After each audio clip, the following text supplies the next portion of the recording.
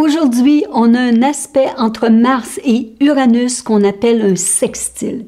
Alors, si vous vous sentez un peu impatient ou vous avez le goût de vivre un petit peu plus d'excitation dans vos vies ou d'avoir de nouvelles expériences, c'est complètement normal. En plus, on a été enfermé à cause de cette restriction de la pandémie pendant combien de temps? Plus d'1 an? Alors, quelque part, c'est quelque chose qu'on n'a jamais vu avant. Et ce sextile est composé de 2 planètes extrêmement volatiles et qui ont besoin de liberté. Alors, on parle de Mars, qui lui nous donne de l'énergie, et de Uranus, qui lui aime le changement et aime vivre des différentes expériences de notre quotidien, notre routine. Il veut autre chose. Mais savez-vous quoi? On est aussi dans un iode. Qu'est-ce qu'un iode maintenant? Alors, un iode dans l'astrologie qu'on appelle tropicale, alors un iode, c'est ce qu'on appelle le doigt de Dieu.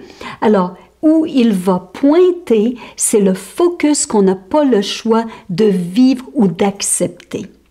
Alors, ça devient un transit qui est assez difficile et quelque part, il n'y a pas d'échappatoire. On ne peut pas se sauver de cette situation.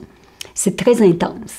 Alors, un iode est formé d'un petit triangle étroit et la base est faite de 2 sextiles. Alors, on vient de le mentionner, c'est Mars et Uranus et les 2 vont pointer à Ketu en Scorpion. Maintenant, ce dernier, il est dans un signe qui n'est pas compatible avec sa base.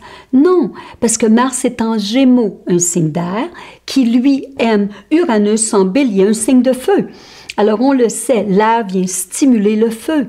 Mais Ketu est en Scorpion. Ça, c'est un signe fixe et c'est un signe d'eau.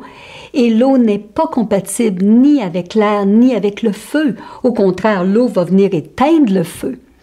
Alors, la question aujourd'hui, c'est de se dire, OK, comment vais-je m'ajuster ou vivre dans le flot de ces 3 planètes qui ne sont pas compatibles et ils sont au même degré pour la semaine. Alors, comment on va faire? Alors, c'est sûr que la leçon de tout ça, encore une fois, où le doigt va regarder, où est le focus. Alors, ce focus, c'est ce qui va probablement résoudre les problèmes. Alors, aujourd'hui, le focus est dans Ketu en Scorpion. Et Ketu représente le passé. Alors, avec toutes nos responsabilités ou nos résolutions qu'on a fait dans notre passé ou tout notre engagement, qu'est-ce qu'on a le goût de supporter ou d'aider, engagement à nous ou à des gens autour de nous. Alors, quelque part, on n'a pas le choix. On est dans un iode ou dans un transit qui est assez intense. Alors, la manière qu'on va répondre va faire toute la différence.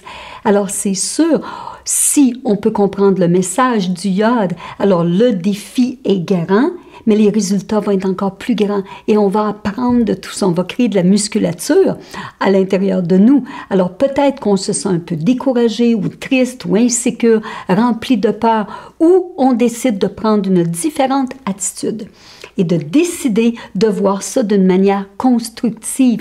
C'est le temps d'être peut-être un petit peu plus autonome, d'être plus fort, d'apprendre sur soi, d'apprendre à se connaître et de développer nos qualités. Alors, soit qu'on se laisse prendre et restreint par les circonstances ou, au contraire, on devient créatif et on apprend à devenir de meilleures personnes. Alors, moi, je vote pour le numéro 2. Qu'est-ce que vous en pensez? On n'a pas le choix, on est dans un iode. Alors, apprenez à voir comment on peut utiliser cette énergie. Si vous avez besoin d'aide, venez nous voir. Moi et mon équipe, on est là avec vous, pour vous servir. Et partagez ce vidéo parce que sûrement vous allez pouvoir aider vos amis ou votre famille qui peut-être se sentent un petit peu pris par ce transit. Alors, bonne semaine. C'est une semaine très spéciale. Alors, amusez-vous malgré tout et gardez la bonne attitude. C'est très important. Bonne semaine à tous.